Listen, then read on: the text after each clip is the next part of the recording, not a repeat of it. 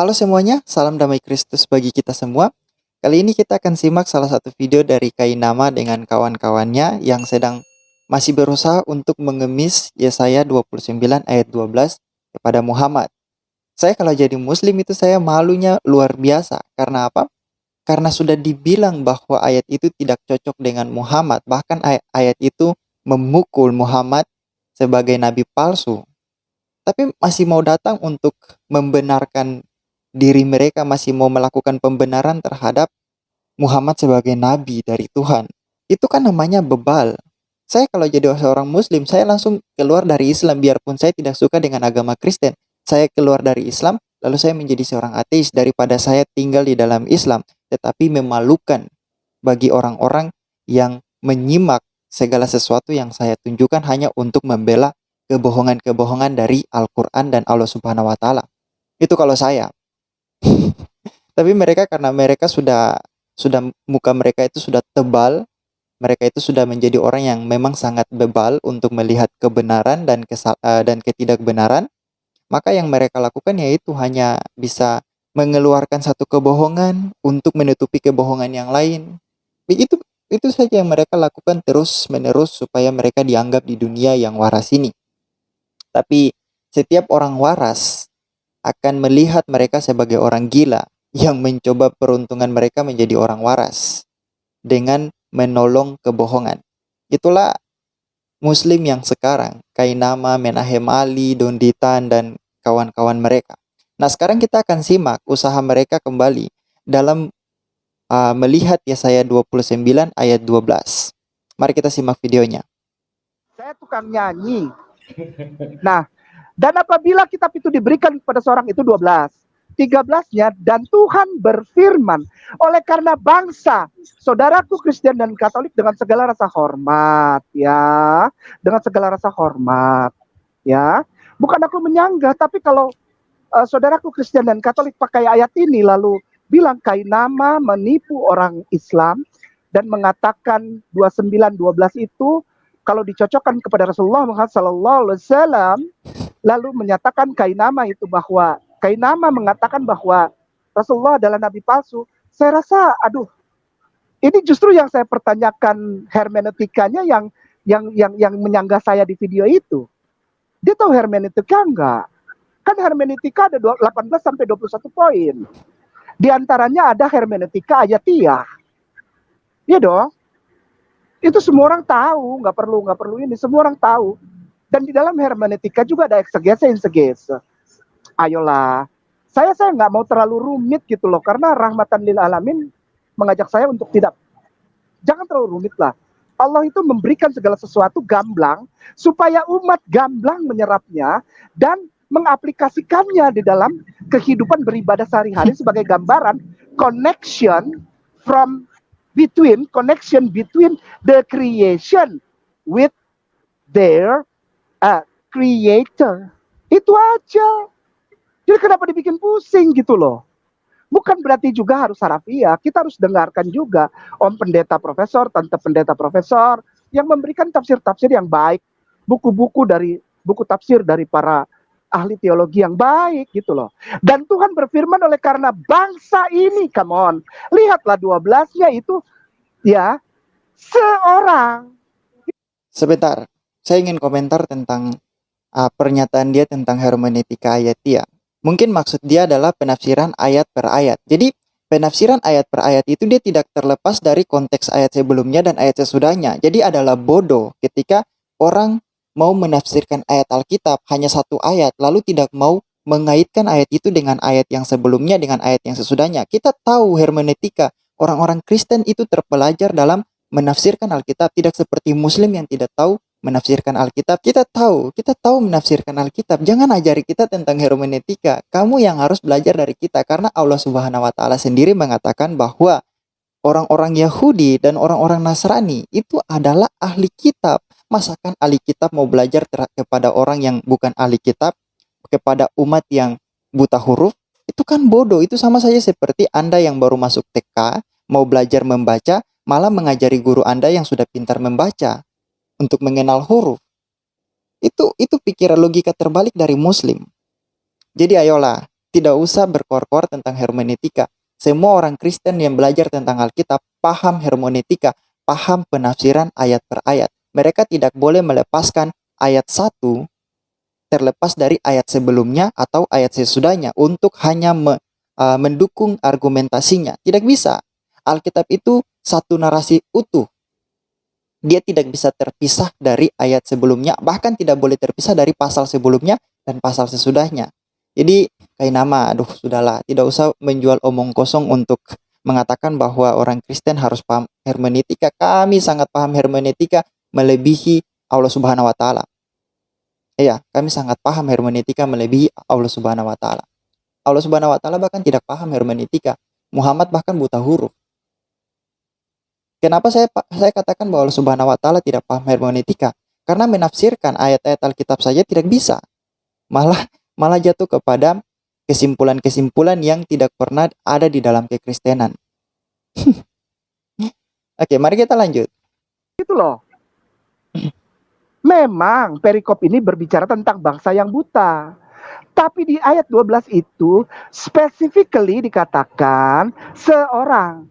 Baik, 13-nya, dan Tuhan telah berfirman, oleh karena bangsa ini datang mendekat dengan mulutnya dan memuliakan aku dengan bibirnya, padahal hatinya menjauh daripadaku, dan ibadahnya kepadaku hanyalah perintah manusia yang dihafalkan.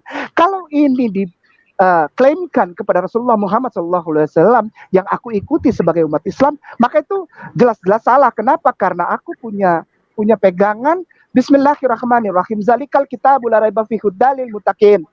Alladzina yu'minuna bil ghaibi wa yuqimuna shalat. Sebentar, saya ulang dulu. Saya kurang tangkap apa yang tadi dia katakan. Karena hatinya menjauh dari. Tapi di ayat 12 itu specifically dikatakan seorang.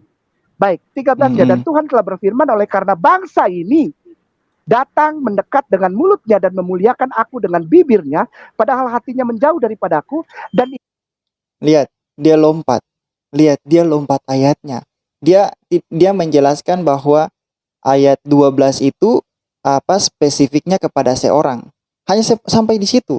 Dia tidak baca secara utuh. Begitulah Muslim harus memutilasi ayat supaya mendukung argumentasi, bahkan mendukung kesimpulan bodoh mereka. Dan itulah Muslim. Itulah yang diajarkan oleh Al-Quran kepada mereka. Karena memang Al-Quran itu dia terdiri dari mutilasi-mutilasi ayat-ayat yang dimutilasi. Dari ayat 1, ketika baca ke ayat kedua dalam Quran itu sudah ganti topik. Itulah Muslim. Beda dengan Alkitab, jangan terapkan cara membaca Al-Quran itu ke dalam cara membaca Alkitab. Sangat jauh berbeda. Lalu Kainama mau mengajarkan orang Kristen tentang hermeneutika. Oh, bangun tidur bos. Ini Kristen bukan kaleng-kaleng. Bangun tidur. Kami itu sudah melek hermeneutika bahkan sebelum Islam ada.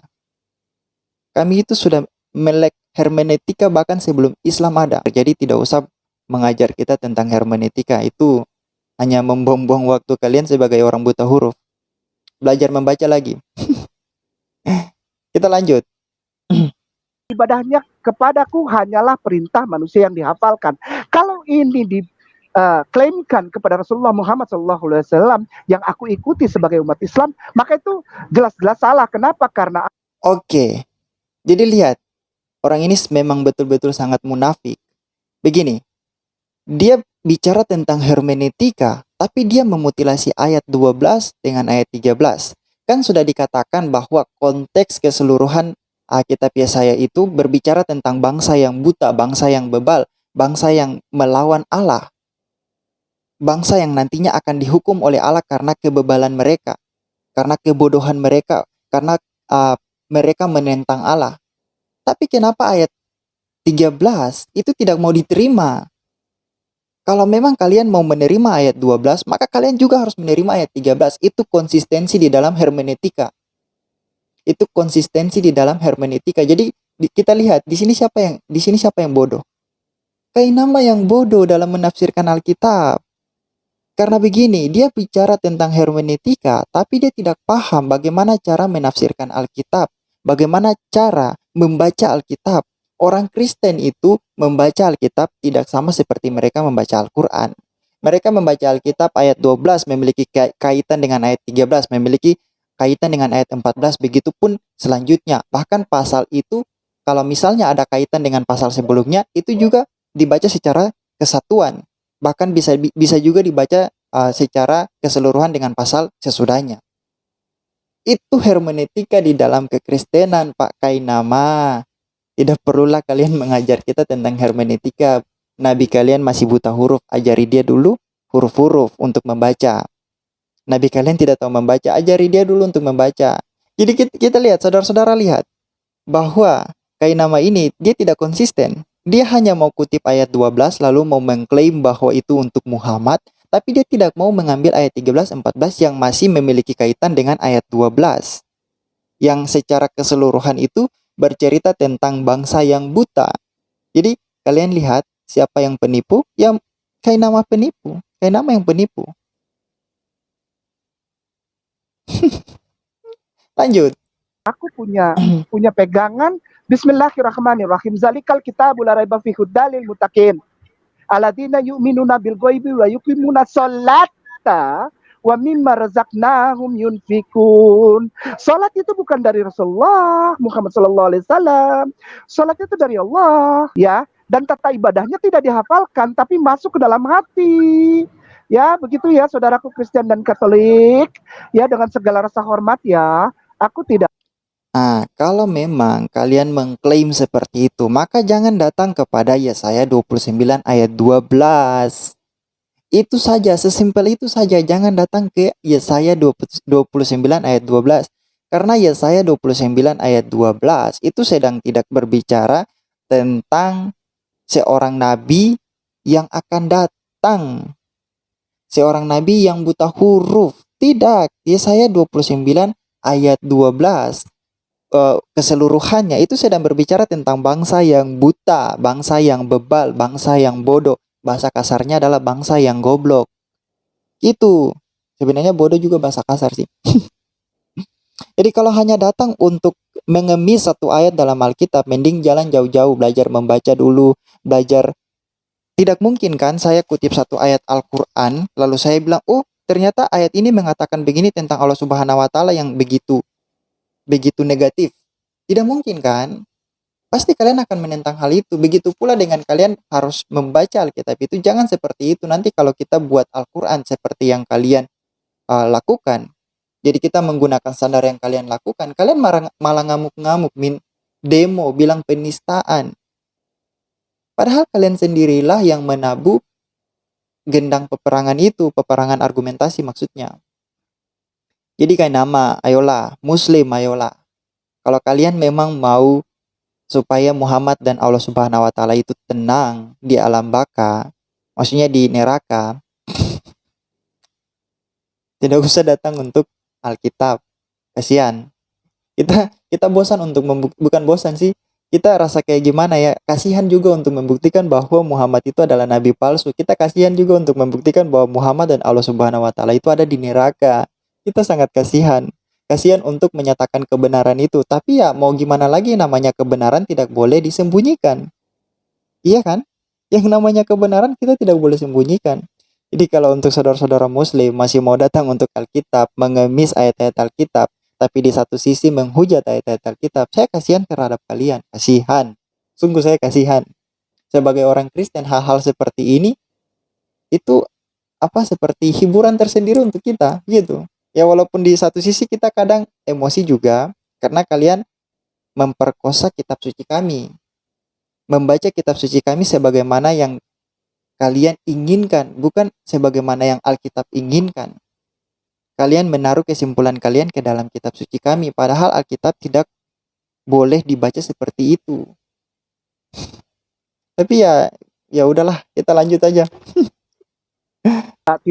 tidak mau itu hak antum untuk, dan saya senang di correction begitu ya. Lalu di dalam surat Anda senang dikoreksi, tetapi kalau dikoreksi Anda tidak mau menerima koreksi itu. Itu kan klaim orang gila namanya, toh.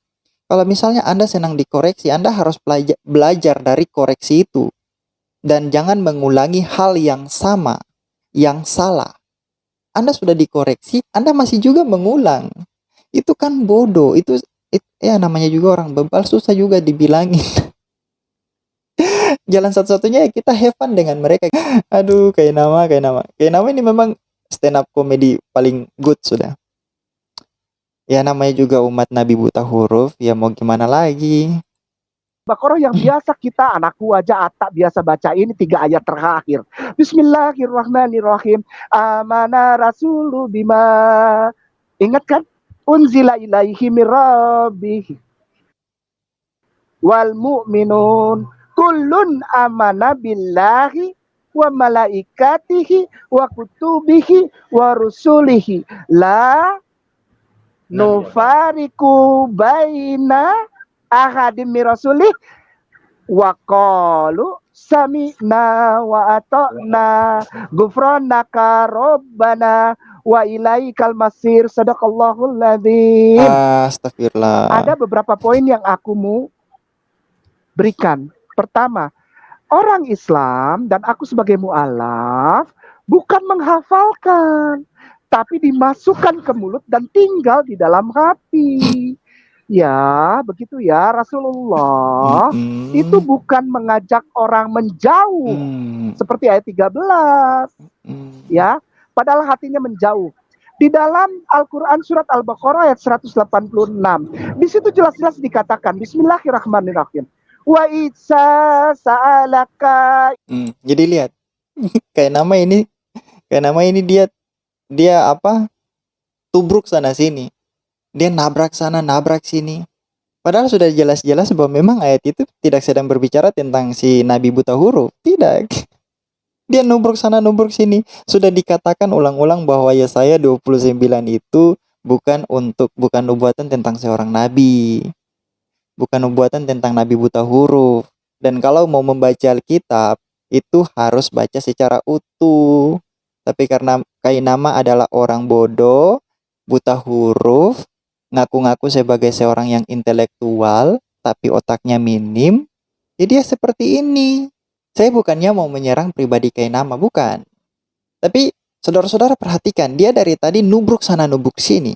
Tidak punya kekonsistenan. Tadinya bilang bahwa ayat 12 itu untuk seseorang yang dia asumsikan bahwa itu adalah Nabi buta hurufnya. Tapi ketika dia ambil ayat 13, dia bilang, "Oh, bukan itu bukan untuk nabi buta huruf itu bukan." Karena di dalam Al-Qur'an tidak mengajarkan seperti demikian. Iya, benar. Al-Qur'an tidak mengajarkan, kalau memang betul Al-Qur'an tidak mengajarkan seperti apa yang dituliskan di dalam ayat 13 Yesaya 29. Maka jangan datang untuk mengutip ayat 12-nya. Pahamkah tidak? Paham tidak? Paham itu dulu. Muslim itu harus memahami bagaimana cara membaca Alkitab dulu. Ya, kita sadar juga sih karena di dalam Al-Quran Allah Subhanahu wa Ta'ala sendiri tidak paham dengan Injil dan Taurat. Makanya jangan salah kalau misalnya para pengikutnya juga tidak paham tentang cara membaca Taurat, cara membaca kitab para nabi, atau cara membaca Injil. Ya, saya paham itu sih, tapi ya ini untuk menanggapi apa yang mereka pecahkan saja. Jadi saya bilang, jadi seperti itu, kalau memang ayat 13 dari Yesaya 29 itu tidak untuk Muhammad, tidak untuk Islam, ya jangan ngutip yang ayat yang ke-12 lah. Kalau ngutip ayat ke-12 maka harus konsisten. Apakah di dalam dunia ini kalian adalah manusia-manusia yang tidak konsisten dalam mengutip suatu tulisan? Jadi hanya yang penting mendukung Islam, hanya yang penting kalau kita gunakan bahasa dari seorang murtadin di channel Tidak Biasa, dia bilang itu adalah teologi maling. Yang penting menguntungkan diri sendiri, maka itu saya ambil, maka itu saya pakai, saya comot. Tapi kalau tidak menguntungkan, saya buang. Itu teologi maling. Ya, teologi maling dan teologi mengemis. Karena sudah tidak ada sesuatu yang bisa digunakan untuk membela Muhammad, untuk mencari nubuatan bagi Muhammad sebagai Nabi Tuhan, maka mereka jalan seruduk sana, seruduk sini, nabrak sana, nabrak sini, sampai lupa bahwa yang mereka lakukan adalah menguburkan Islam sendiri. Itu yang mereka lakukan. Oke, kita lanjut. Ibadi ani fa ini korib. Allah bilang, dan apabila hamba-hambamu bertanya kepadamu tentang aku Allah huruf besar, maka sesungguhnya aku dekat. Aku kabulkan permohonan orang yang berdoa Hmm. kepadaku. Ah. Nah, inilah poin-poin. Untuk poin nomor 1, Iqra tidak ada di dalam Bible. Lalu Ustadz K menipu umat Islam bahwa Rasulullah Muhammad SAW dibilang nabi yang sesat, menjauhkan dari baik. Kedua poin ini aku jawab. Bung Ade, ke bawah, scroll ke bawah. Saya masih ada beberapa menit untuk menerangkan secara konkret. Maka sebab itu ayat 14. Maka sebab itu sesungguhnya aku akan melakukan pula hal-hal yang ajaib kepada bangsa ini, keajaiban yang menakjubkan. Hikmat orang-orang yang berhikmat akan hilang dan kearifan orang-orang yang arif akan bersembunyi. Ya. Oke, ayat 16. Betapa kamu memutarbalikkan segala sesuatu. Sekali lagi, betapa kamu, bangsa ini, yang kalau di 29 ayat 1 itu disebut sebagai Ariel, artinya Jerusalem, ya. Ini orang untuk orang-orang yang ada di wilayah itu, Ariel, ya. Karena orang-orang itu ada yang memutarbalikkan segala sesuatu. Orang yang menyembah Allah, orang yang dekat dengan Allah. Nah, cukup sampai di situ. Ini tanggapan saya. Ayat yang ke-16 yang dia kutip itu sebenarnya, kalau dia masih mempertahankan ayat 12 sebagai nubuatan bagi Muhammad, maka ya itu yang dikatakan oleh ayat 16 itu adalah mereka yang memutarbalikan itu adalah Muhammad sendiri, kalau memang dia masih mau mempertahankan Yesaya 29 ayat 12. Jadi yang memutarbalikan segala sesuatu itu, implikasi dari apa ayat ini adalah untuk sekarang. Yang memutarbalikan segala sesuatu kalau dia masih mau konsisten kepada Yesaya 29 ayat 12. Maka yang memutarbalikan sesuatu itu adalah Kainama, Menahem Ali, Donditan dan kawan-kawan mereka. Bahkan bukan hanya mereka, Allah Subhanahu wa taala, Muhammad, mereka itu yang memutarbalikan segala sesuatu. Jadi selamat, pakai nama sudah membuktikan bahwa Allah Subhanahu wa taala itu bukan Tuhan karena suka memutarbalikkan segala sesuatu, dan Muhammad juga bukan nabi, nabi palsu karena suka memutarbalikkan segala sesuatu. Dan memang terbukti